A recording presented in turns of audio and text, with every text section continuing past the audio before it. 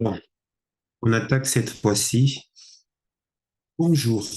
Aujourd'hui, on va parler de comment est-ce que les récompenses sont manipulées.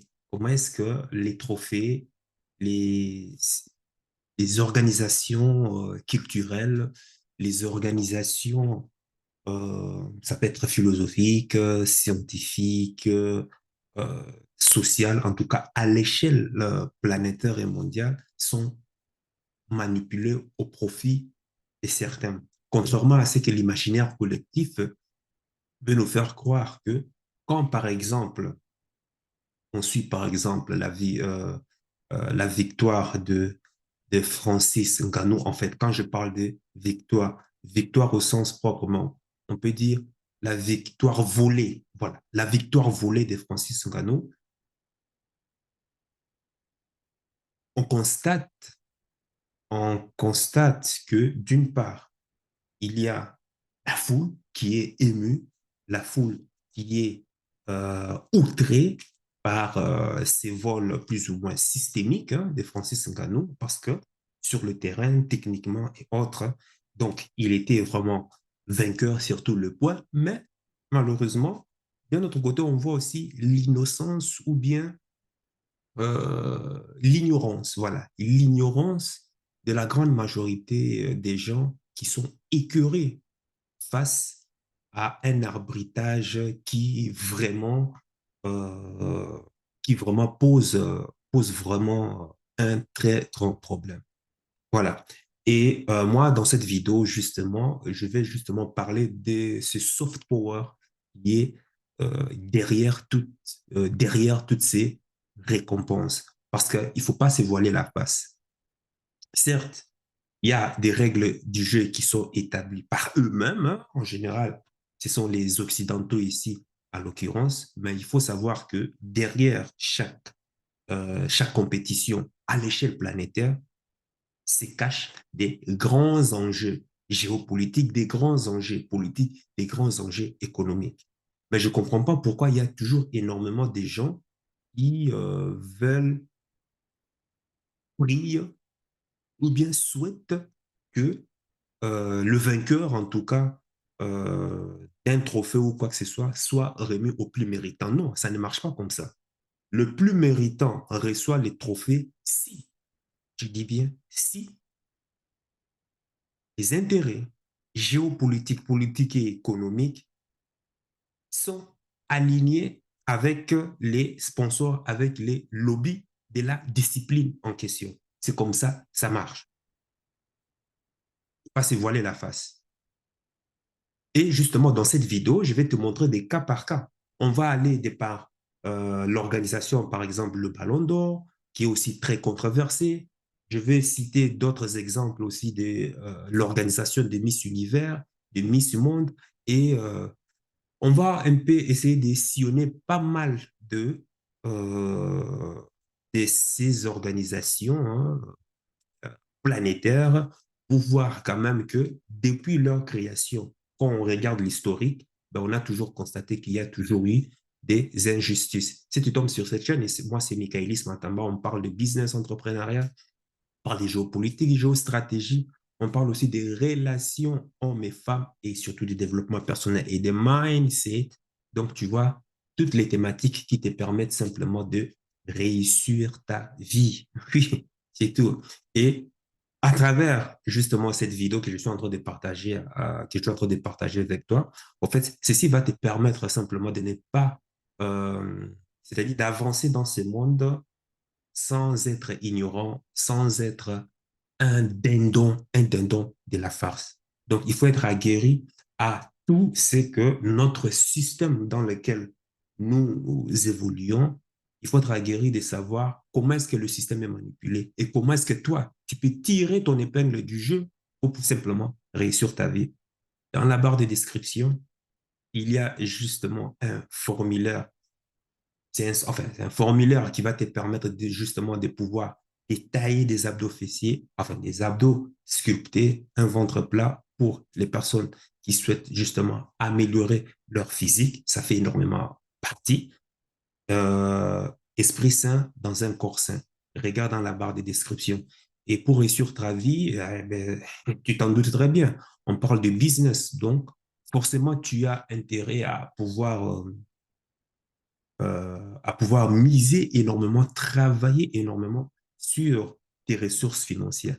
Pour ça, tu verras aussi dans la barre des descriptions, il y a un formulaire à remplir pour t'aider justement à lancer un business en ligne en rapport avec ta vocation, en rapport avec ta personnalité. Pourquoi un business en ligne? En tout cas, parce qu'en tout cas, c'est le plus rapide et c'est surtout le modèle business qui te permet de te lancer sans pour autant avoir énormément de capital de départ et qui n'a pas non plus de barrière à l'entrée comme les autres business à la dure qui demandent un très gros capital. Par exemple, import-export ou ces genres de trucs qui vont te demander des capitaux vraiment énormes. Alors que si tu te lances sur un business en ligne, par exemple, tu peux lancer par exemple un business sur une formation due à une compétence à toi que tu maîtrises, par exemple, ou bien que par rapport à une passion quelconque.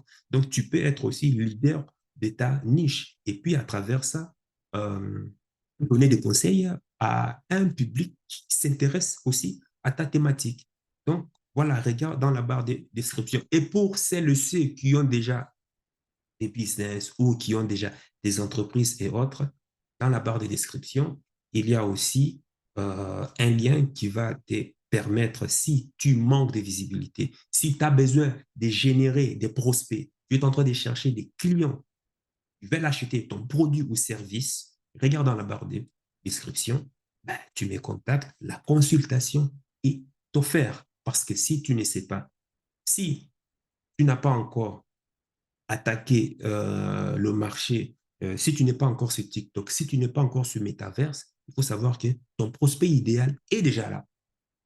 Mais toi, qu'attends-tu? Qu'est-ce que tu as à leur offrir? Et ce n'est pas parce que tu es sur TikTok et Metaverse que ça veut dire que tu vas probablement vendre. Non, c'est un monde des requins. Pour ça, il te faut des stratégies. Et justement, c'est sur ça que moi, je vais pouvoir aiguiller, je vais pouvoir te guider dans le but simplement de pouvoir savoir comment est-ce que tu vas vendre au mieux tes produits et services. Maintenant, après, tu peux l'appliquer parce que je sais qu'il y a énormément de gens qui se lancent dans le business en ligne. Ce sont aussi des marketeurs. Donc, tu peux appliquer ces conseils et voir.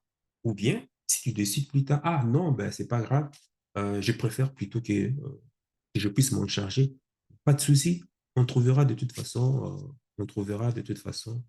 un, un compromis. Donc, voilà. Sur ce, on passe. Donc, le soft power ici, qu'est-ce que je vais dire par soft power? Ici, le soft power, c'est la capacité de séduire, hein. La capacité de séduire, la capacité, en quelque sorte, de, de persuader. Ça peut être un État, ça peut être une communauté, ça peut être les gens, hein, sans avoir à user de ta force ou de la menace. Si on reste ici entre rapport entre euh, États. Donc, c'est vraiment la manière dont tu persuades, la capacité de faire en sorte, la capacité de faire en sorte que l'autre veuille la même chose que toi, la capacité de faire en sorte que tes intérêts, enfin, la capacité de faire en sorte que les intérêts de l'autre soient alignés à tes propres intérêts, tu vois. Et pour ça, justement, il va falloir maintenant utiliser maintenant des images. Il va falloir utiliser une réputation quelconque. Il va falloir, par exemple, se servir d'un prestige. Ça peut être les performances économiques, ça peut être les performances militaires, ça peut être les performances, ça peut être aussi euh, les compétitions, euh, les compétitions sportives. Bref, ça peut être la religion, ça peut être la philosophie, ça peut être la science. Et d'ailleurs, dans ces domaines, les États-Unis sont pionniers dans le domaine. Donc, ça implique aussi tes capacités à pouvoir communiquer, le degré d'ouverture que tu as.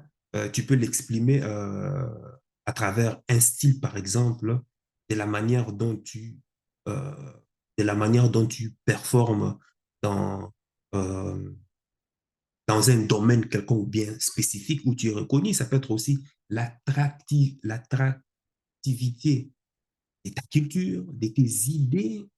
Bref, il y a énormément de tout ça. Même la science aussi. Les Occidentaux ont longtemps utilisé la science comme soft power pour pouvoir agenouiller le reste de la planète à leurs envies, à leurs caprices. Il y a même certaines, la religion chrétienne, la religion musulmane, jusqu'à aujourd'hui, hein. L'islam, par exemple, approuve, par exemple, voilà, l'esclavage. C'est dans l'islam. Et voilà pourquoi l'Afrique s'est retrouvée 1400 ans sous esclavage de la religion islamique. La religion chrétienne aussi, pareil. On a longtemps utilisé la religion comme soft power pour pouvoir soumettre de peuples, pour pouvoir massacrer, génocider de peuples. Donc, c'est de ça qu'on va vraiment parler, que j'ai voulu parler aujourd'hui, ce que je vais parler aujourd'hui avec toi.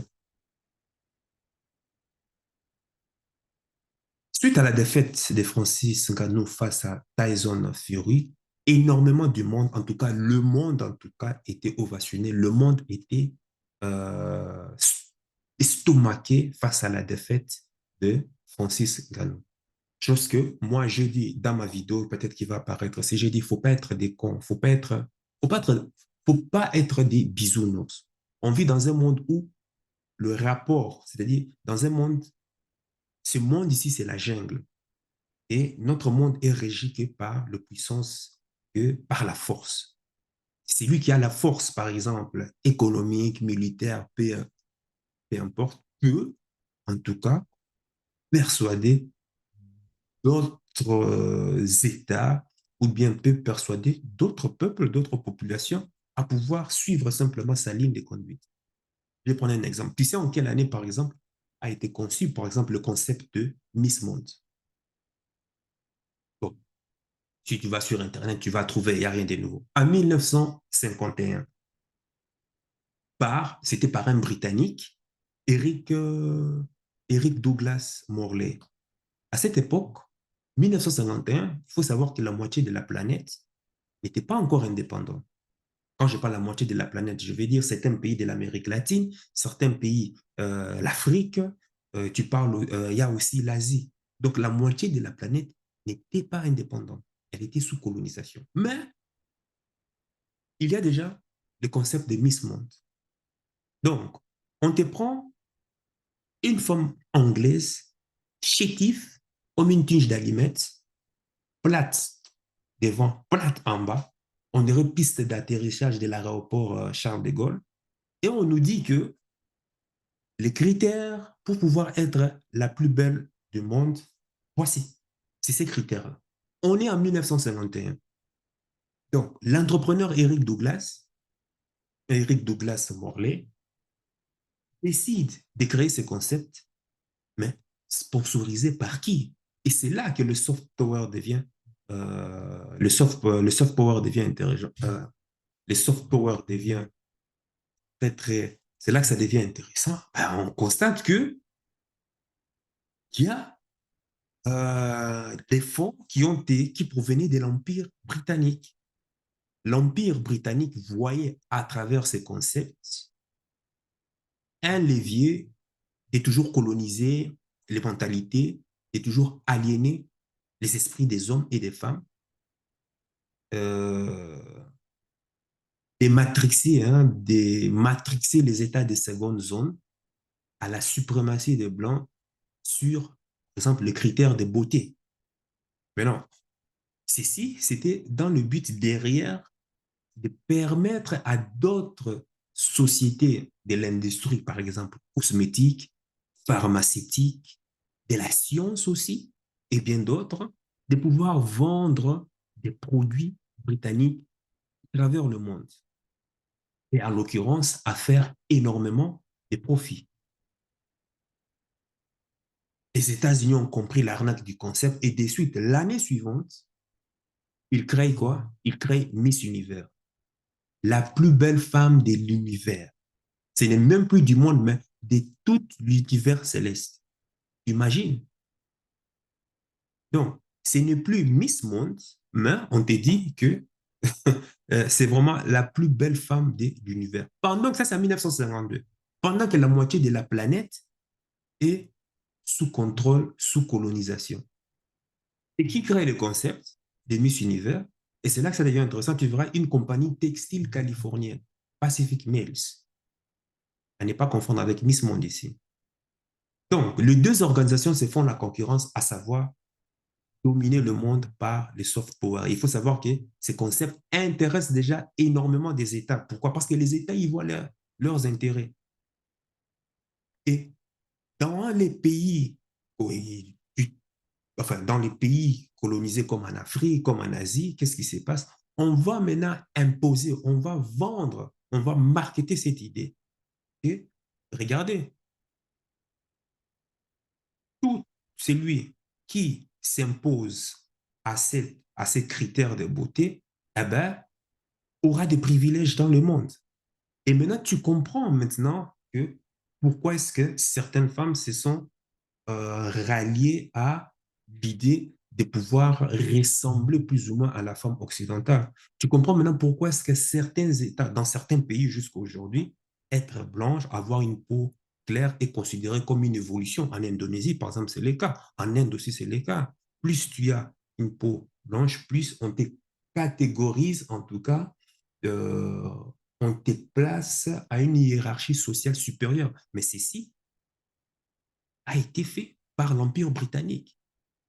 Pourquoi? Pour toujours diviser les gens. Donc, on forçait les gens à pouvoir régner leur culture et pouvoir adopter, embrasser la culture occidentale. Et de ceci, qu'est-ce que ça t'offre? Ça t'offre le privilège de pouvoir plus ou moins vivre libre, de pouvoir bénéficier plus ou moins des mêmes droits que les Occidentaux. Et qu'est-ce que ça implique sur les populations qui se sentent noires, qui ne se sentent pas privilégiées? La jalousie, l'envie. Et voilà comment la course effrénée vers tous ces produits cosmétiques, ben, ça a été de, ben voilà, moi aussi, je vais ressembler à tel, je vais avoir la peau blanche. Pourquoi? Parce que j'aurai le privilège, parce que je serai estimé, j'aurai une estime considérable. Il y a des pays, je ne vais pas citer les noms ici, il y a des pays qui jusqu'à aujourd'hui, ça existe, ce système. Des pays croient qu'ils réunissent complètement leur peau pour pouvoir ressembler à la peau blanche. Pourquoi? Parce que ça lui donne une estime de soi. Pas comprendre la bêtise et l'idiotie. Donc, 1996, qu'est-ce qui se passe? Le milliardaire Donald Trump achète le concept des Miss Univers. Et à partir de 1996, c'est lui qui va commencer à déterminer les critères de beauté pour être Miss Univers. Et jusqu'à aujourd'hui, enfin, en tout cas jusqu'à à sa dernière élection présidentielle.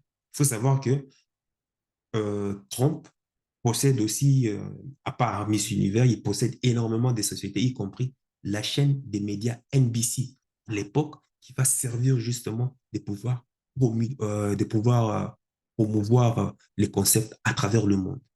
Donc, quand on sait comment est-ce que se font les choses en backstage, penses-tu vraiment je vais prendre un exemple au hasard, une Colombienne bien chépie, ou bien une Africaine avec un bon châssis, ou bien une femme slave, par exemple, ou bien qui sait, peut-être une femme roumaine, par exemple.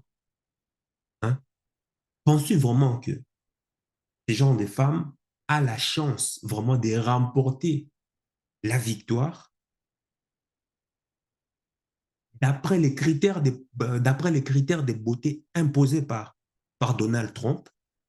Mets-moi ça dans les commentaires. Tu comprends? Je vais prendre un exemple. Je vais te montrer comment est-ce que les affaires marchent. Parce que c'est... Enfin, je te laisse toi-même imaginer, réfléchir sur la question. Exemple, comment est-ce que les affaires marchent? Si Donald Trump estime qu'il a des intérêts, par exemple, en Inde, partons en Inde, en Mumbai, parce qu'il est dans l'immobilier, et qu'il veut gagner, par exemple, le marché des BTP à cause du boom immobilier en Inde et aussi à cause de l'essor du boom démographique. Qui va faire Donald Trump? Qui va faire Donald Trump? Il va ordonner à ce que Miss Univers soit indienne. L'Inde rayonne dans le monde à travers l'image des prestiges qu'a Miss Univers, la Miss indienne qui est élue Miss Univers. Donc l'Inde va rayonner dans le monde, va acquérir une visibilité phénoménale à travers le concours. Et derrière, Donald Trump qui empoche de gros contrats. Et d'ailleurs, quand je te parle de ceci, en 2000, par exemple, on a vu le cas de Lara Dutta, une Indienne qui était élue Miss Univers. Et ça fait l'objet de controverses et polémiques phénoménales. Grâce à l'élection de Lara Dutta, on a vu par exemple depuis 2000, comment est-ce que l'industrie de Bollywood a commencé à rayonner dans le monde et bien d'autres produits. Mais ce que les gens n'ont pas compris, c'est que l'élection de Lara Dutta en 2000 était due à des enjeux économiques. Il y avait des business derrière. Mais les gens n'ont pas compris parce qu'il y avait des influences de pouvoir derrière toutes ces élections et toutes ces dominations. L'année 2000, par exemple, c'était par exemple le boom de la bulle technologique, la bulle Internet. Et qui dit crise, dit passation des richesses de ceux qui ne savent pas gérer l'argent vers ceux qui gèrent euh, euh, vers ceux qui gèrent très bien l'argent. Donc, la bulle Internet a favorisé, par exemple, bon, je ne vais pas rentrer ici dans le détail parce que ça va encore me pousser à parler encore d'un autre sujet. On sait qu'en 2000, la bulle Internet a fait en sorte qu'énormément des entreprises ont fait faillite. Et puis, ça a été l'essor, ça a été du pain béni pour Amazon, pour, il y a encore, en fait, toutes les entreprises technologiques et autres, à pouvoir voir aussi leur progression culminer vers le sommet. Et en l'occurrence, énormément des entreprises provenant de l'Inde. Parce que l'Inde n'était pas encore affirmée, mais l'Inde s'est préparée déjà. Aujourd'hui, qui contrôle? Aujourd'hui, qui contrôle le secteur de l'informatique? C'est dominé par qui aujourd'hui? Le secteur de IT. On voit énormément des Indiens. À ton avis, tu crois que c'est pourquoi? Oui, c'est dû à la politique et autres, mais derrière ça, il y a quoi?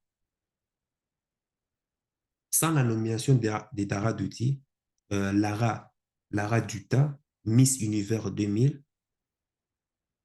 les Américains n'allaient pas avoir accès justement au marché de l'Inde. Parce qu'à travers le marché de l'Inde, les Américains voyaient des profits phénoménaux. Donc, il faut savoir qu'il y a énormément d'influences géopolitiques, économiques derrière chaque organisation. La boxe anglaise, tout comme Miss Univers. Donc, les filles qui vont vraiment compétir dans ces genres de concours, des Miss Univers par exemple, ou bien Miss Monde, et qui ne comprennent pas le soft power qui est derrière ces enjeux, mais désolé, elles vont être humiliées.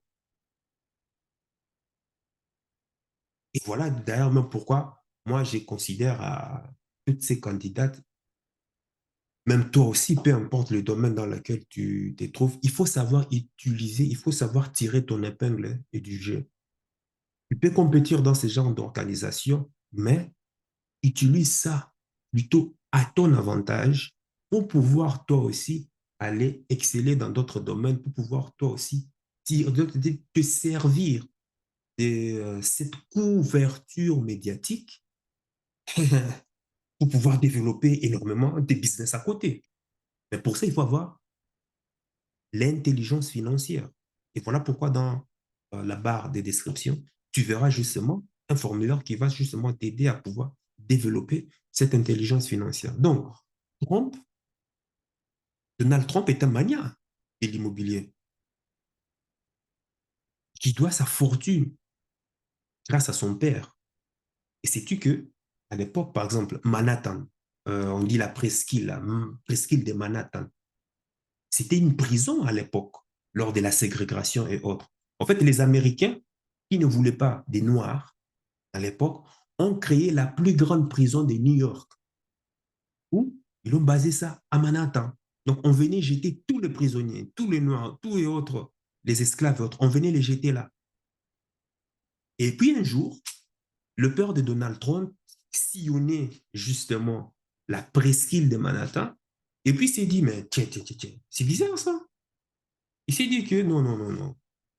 Cette presqu'île est très bien localisée, et de par sa vision, de par son génie, il s'est dit que non, on peut transformer cette presqu'île, et surtout cette plus grande prison, en zone industrielle. Et voilà, le père de Donald Trump, à travers son génie, bon, c'était un pari très risqué, hein. Mais en tout cas, ce qui est sûr, que il a pensé cela et il a exécuté. Et aujourd'hui, ben, les Trump deviennent, en tout cas, sont devenus les premiers investisseurs immobiliers à Manhattan. En tout cas, c'est le premier investisseur immobilier à Manhattan. Et c'est comme ça que Donald Trump a hérité de ça. Tu vois, tous les hôtels, toutes les tours, les entreprises, les usines, tout est comme ça. Donald Trump a hérité du génie qui était le père. La Trump Tour et toutes les gratte-ciel autour, ils viennent de là, de son père. Maintenant, imagine maintenant, l'Inde est en train de se développer. Et qui dit développement, je prends l'exemple de l'Inde, et qui dit développement, dit essor immobilier. Donc, l'Inde est aujourd'hui le pays qui compte, il faut savoir, le pays qui compte le plus de gratte-ciel dans le monde. Et compte tenu de l'essor démographique, l'Inde a pour objectif de favoriser quoi? Les constructions, pas les constructions dans des terrains, mais les constructions à hauteur, parce que la population démographique explose et il n'y a plus énormément de place dans ce pays. Alors, qu'est-ce qu'il fait? Il favorise maintenant des constructions à hauteur. Eh ben, Donald Trump, qui est maniaque de l'immobilier, est intéressé de pouvoir gagner encore des marchés. Pour gagner des marchés, qu'est-ce qu'il faut? Eh ben, c'est là que le soft power entre en jeu. Il faut séduire, il faut négocier, il faut batailler. Quoi de mieux que de leur proposer Miss Univers pour faire briller la culture indienne dans le monde et avec tout le marketing qu'il y a derrière. Est-ce que tu comprends ce que je veux dire? Maintenant, à partir du moment que tu sais, c'est là, tu sais aussi qui sont derrière, les lobbies qui sont derrière les concepts.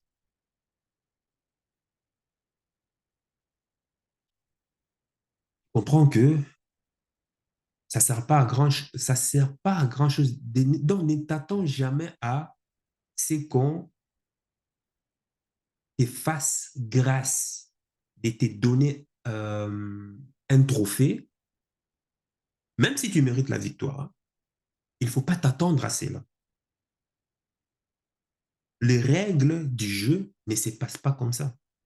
Tu peux mériter de gagner, mais seulement parce que la victoire est alignée avec les intérêts des lobbies qui sont derrière. Il ne faut pas se voiler la face. Regarde par exemple le concept du prix Nobel. En 1901, ils ont créé le concept du prix Nobel pour récompenser celles ceux qui militent pour, contre les conflits, contre les guerres. En tout cas, celles ceux qui sont pour la paix. Donc, c'est aujourd'hui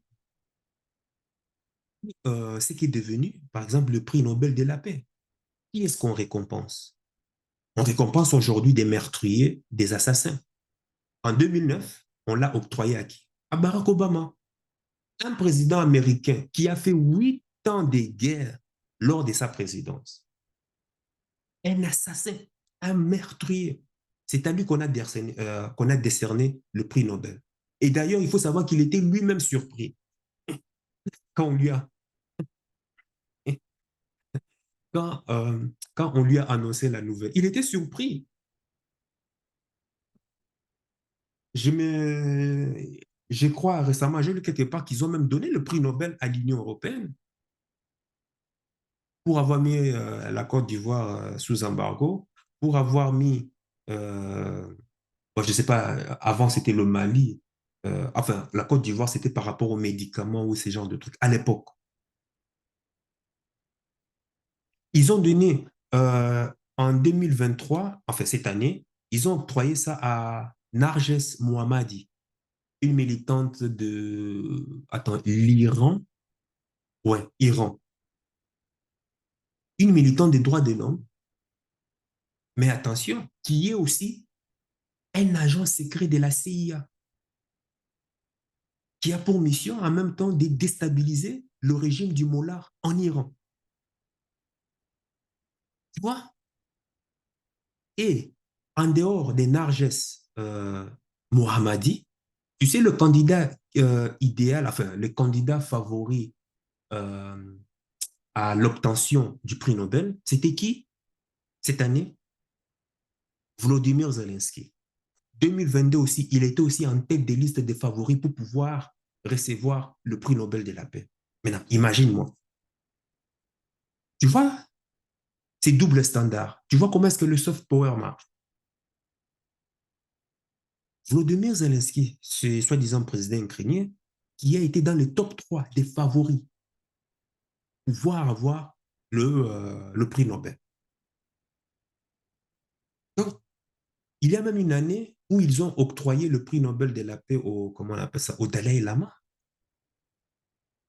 On connaît toutes les casséroles et tous les scandales qu'il y a derrière ce personnage. Mais qu'est-ce qu'on fait? En fait, avec les enfants, tout et consorts, je ne vais pas parler de ceci parce que de toute façon, ça, si je parle de ça, YouTube va me striker, ça c'est clair, quoi. Donc, mais bon, va toi-même suivre sur Internet, hein, quelles sont les casséroles qui sont derrière le Dalai Lama, par exemple, derrière ce personnage qu'on croit. Moi, franchement, je me méfie. Je dis, il faut, dis-toi toujours ceci. À partir du moment où la communauté internationale est en train de parler du bien d'une personne, il faut te méfier. Il faut te méfier.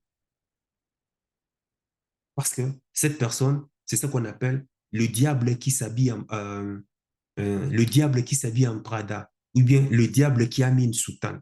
Il faut faire très attention. Il n'y a rien pour rien.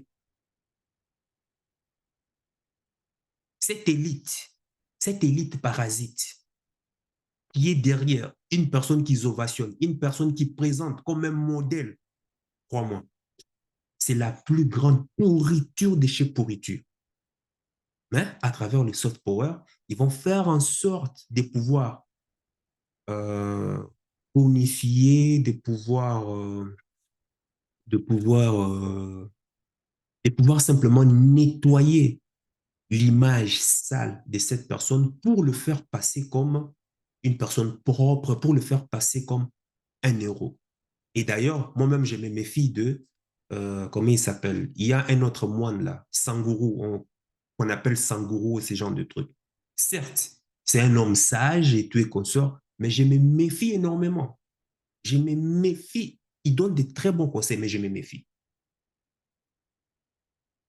Retiens toujours, c'est ça. Donc, à partir du moment où tu es prix Nobel, l'avantage, c'est quoi? C'est que tu bénéficies des privilèges pour aller dans tous les pays du monde, y compris même les pays qui ne sont pas alignés avec la vision occidentale. Donc, on t'ouvre les présidences, on t'ouvre la primature, on t'ouvre toutes les portes sont ouvertes. Tu vas papoter de la paix et autres. Mais derrière, c'est là. Le prix Nobel en question, celui qui reçoit le prix Nobel, va faire quoi? C'est un agent des services secrets qui va récolter des informations sensibles qui seront analysées plus tard par les agents de renseignement, par les États, en général occidentaux. Pourquoi? Pour pouvoir créer des guerres, pour pouvoir créer des troubles dans le futur, afin de déstabiliser les pays qui ne veulent pas s'aligner. Sais-tu qu'il... et d'ailleurs, je te préviens déjà, hein, ça c'est un scoop. Hein. En fait, ça c'est un scoop. Le prix Nobel de cette année, enfin 2024, tu sais qui est-ce qu'ils ont porté comme candidat? Benjamin Netanyahu sera le prix Nobel en 2024 pour son action contre les terroristes de Gaza. Pas comprendre. Attends, tu verras. Enfin, j'espère me tromper, hein, mais en tout cas, on verra. Voilà, c'est à quoi ils assimilent comme la paix. Il y a l'exemple ici. On a vu l'élection, non, du Ballon d'Or avec Messi, Lionel Messi. Avec tous les critères d'éligibilité pour pouvoir recevoir le Ballon d'Or. N'es-tu pas étonné que cette année encore, que ce soit Messi qui qui reçoive le Ballon d'Or? Attention, Messi, ça reste quand même un génie. Mais quand on compare sa performance cette année par rapport aux autres joueurs qui étaient en lice, quand même, il y a vraiment beaucoup de questions à se poser. Déjà, il faut savoir, avec le truc de France, le France Football, en 2006, c'est qu'on a volé le ballon d'or à Samuel Eto'o, alors qu'il a explosé toutes les statistiques, tous les records et tous les critères d'éligibilité. Il a pété le compteur. Mais le ballon d'or a été donné à qui? À l'époque, c'était à euh, euh, oui, Cannavaro, un truc, oui, Fabio Cannavaro, voilà, un défenseur central de la Squadra Azzurra, un truc comme ça. Bref, tu me le mets dans le commentaire de toute façon, peut-être que j'ai oublié. Après la récompense de Cannavaro, qu'est-ce qu'il a fait? Il est parti jouer en Arabie Saoudite et 2 ans après, on n'a plus entendu parler de lui. Alors que Samuel Eto'o était en liste. Comment la FIFA n'a pas donné le ballon d'or à Samuel Eto'o à cette époque? Et tu sais quel raisonnement ils ont donné? Le raisonnement bidon, que comme quoi, euh, en fait, c'est parce que Samuel Eto'o a manqué la Coupe du Monde. Parce qu'il faut savoir qu'à l'époque, euh, le Cameroun jouait contre l'Égypte et ils ont perdu justement le match de qualification à la Coupe du Monde au tir au début grâce euh, dans les séances de tir au début. Et ils disent que c'est parce que voilà, le Cameroun n'a pas participé au Coupe du Monde. Mais depuis quand faire partie de la Coupe du Monde est un critère d'éligibilité? C'est-à-dire, le critère de la FIFA pour désigner le ballon d'or de football a été truqué simplement. Et pour ce faire, qu'est-ce qu'ils font? Ils ont inventé des prétextes. Et d'ailleurs, si l'équipe du Cameroun même allait à cette époque-là, à la Coupe du Monde cette année, et tu verras qu'ils allaient encore prétexter d'autres arguments comme quoi non, on n'a pas donné à Samuel Eto'o bien à Samuel Eto'o parce que le Cameroun n'a pas gagné la Coupe du Monde. Donc, impossible de recevoir le ballon d'or. Tu vois, ils allaient tout le temps profaner, donner des prétextes. Lionel Messi, quelle a été la performance de Lionel Messi cette année ou bien l'année passée? Il est parti en Amérique, on sait que les compétitions américaines vraiment ne cartonnent pas dans le monde. Mais pourquoi est-ce qu'il a reçu ce ballon d'or? Moi, je ne comprends pas. Dis-le-moi dans les commentaires, peut-être que toi, tu as la réponse. Et avec le cas de Samuel Eto'o, il a fallu 14 ans plus tard que ces mêmes experts viennent confirmer à l'unanimité que oui, effectivement, le ballon d'or avait été volé à Samuel Eto'o. Donc, ces mêmes experts avaient reçu de pots de vin pour propager des arguments, pour avancer des thèses, des théories qui corroborent avec la décision des dirigeants de la FIFA. Et aujourd'hui, c'est même après avoir rassasié, après avoir mangé du camembert, ils se sont bien goinfrés le ventre. Et maintenant, il vient dire, ah oui, quand même, ça a été volé des années plus tard, hein, des médecins après la mort. Le seul Africain qui a reçu le ballon d'or, africain, j'ai dit, c'était qui? Georges Weah. Sauf que des années plus tard, qu'est-ce qu'on constate? Ils en ont fait quoi? Un président à la tête d'un pays qu'on appelle le Libéria. Ah, voilà les soft power. Donc, ils ont donné le ballon d'or à Georges Weah parce que leurs intérêts étaient alignés avec le fait de pouvoir nommer Georges Weah. Et puis, penses-tu que Georges Weah est président du pays, le Libéria? Tu penses que c'est avec ses idées ou c'est avec sa... bon, peut-être son influence aussi joue, tu es consort. Tu penses que c'est vraiment parce que c'est Georges Weah? Non, rien à voir. Faut pas rêver. Faut pas du tout rêver.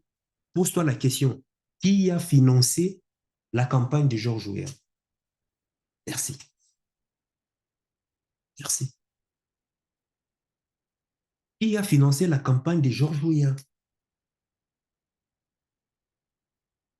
Ah, voilà. On en revient toujours à la même source. Pour connaître la vérité, il faut suivre l'histoire de l'argent. C'est le patronat français. Le patronat français.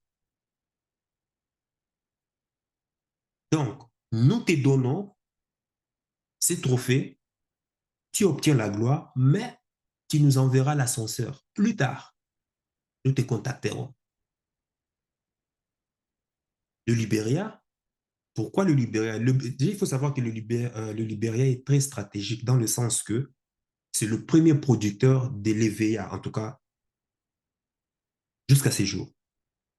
Sans EVA, il faut savoir qu'il n'y a pas d'industrie aéronautique. Sans EVA, il n'y a pas d'industrie automobile. Et l'EVA est extrait du latex qui est transformé en caoutchouc et de là qui sert justement qui sert de produits pour pouvoir produire ben voilà, toutes les produits dérivés de l'industrie aéronautique, automobile ou autre qu'on connaît aujourd'hui, et même des véhicules électriques qui en bénéficient. Depuis que Georges Weah est au pouvoir, as-tu déjà entendu parler d'industrie de transformation dans son pays? As-tu déjà entendu parler que Georges Weah a remis en cause les accords coloniaux?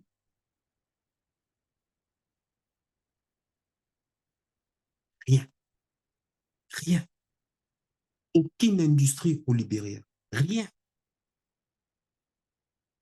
Produisent de l'EVA, ils sont même incapables de pouvoir avoir une industrie qui fabrique des véhicules, une industrie aéronautique. Rien, zéro, nada. Les accords coloniaux ont toujours été maintenus et Georges Weah n'a rien à dire. Pourquoi? Parce qu'il avait bénéficié du privilège avant. On lui avait consacré ballon d'or. Il doit juste se taire et pouvoir renvoyer l'ascenseur tranquillement. Et la seule fois qu'un ballon d'or a été donné à un Africain, des années plus tard, qu'est-ce qu'on constate? Il devient qui? Chef d'État. Bizarre, non, n'est-ce pas? Voilà les enjeux. Et qui sponsorise la FIFA? Pirelli, Michelin. Et quand tu vois Bolloré, Nivea, il y en a plein d'autres. Et quand tu vois que ces industries, Pirelli, ils font des pneus, tout et consorts. Donc, le caoutchouc, donc, qui ont besoin de l'EVA, donc, ils vont se ressourcer ou prendre la matière première ou pour libérer.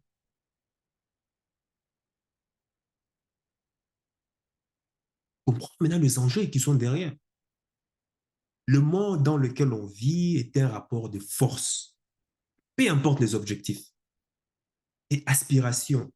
Souviens-toi toujours de ceci, que pour faire en sorte que tes idées aident massivement, en tout cas, des personnes, un peuple, un pays ou quoi que ce soit, tu as simplement intérêt, en tout cas, et je te conseille même, de travailler sur le pilier financier. Sans argent, tu n'as aucune influence. Point barre. La preuve, qui décide aujourd'hui quand est-ce que tu te réveilles? Qui décide aujourd'hui où est-ce que tu dois habiter? Qui décide aujourd'hui où est-ce que tu dois aller inscrire tes enfants? Qui décide aujourd'hui quand est-ce que tu dois aller en vacances? Qui décide aujourd'hui quand est-ce que tu dois te réveiller et quand est-ce que tu dois dormir? Qui? C'est ton patron. Pourquoi? Parce qu'il a le pouvoir économique. Il faut pas faire, enfin, on va pas se voiler la face. Tu sais qu'ici, on se voile jamais la face. Je sais que la vérité fait mal, mais c'est vrai. Je vois l'exemple ici, avec ma partenaire, avec ma copine.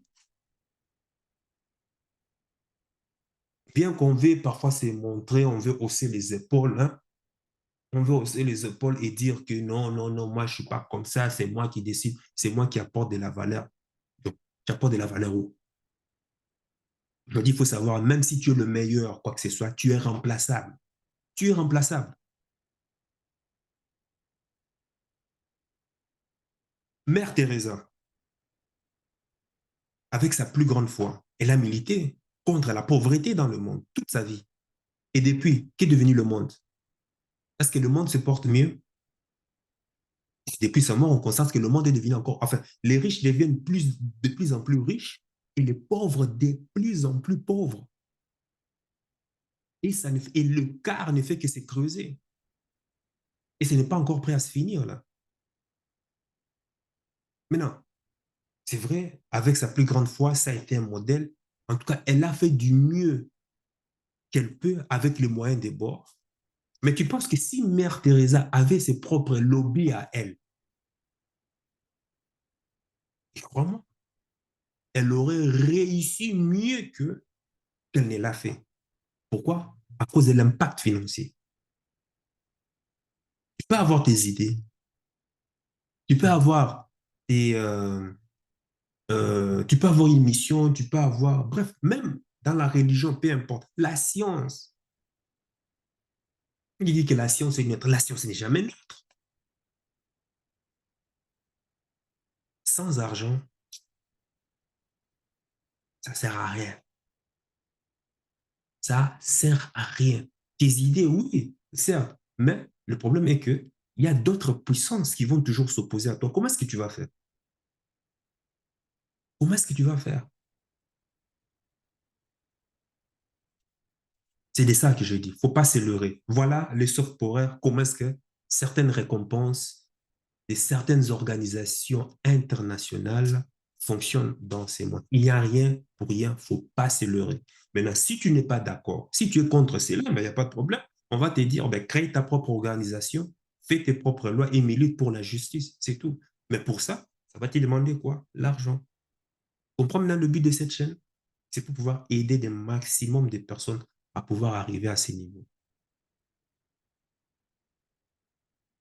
C'est-à-dire, tu es là, tu veux faire profiter à la société des bons services, des bons produits, une bonne philosophie, peu importe ton domaine.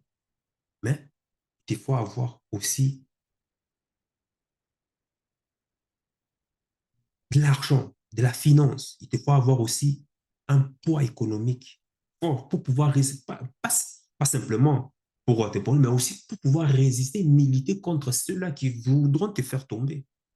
C'est la matrix. C'était ça qu'on appelle la matrix. Donc voilà, c'est ça que j'avais à partager avec toi. Et toi, je voudrais que moi, que tu puisses me dire ton avis par rapport à ça.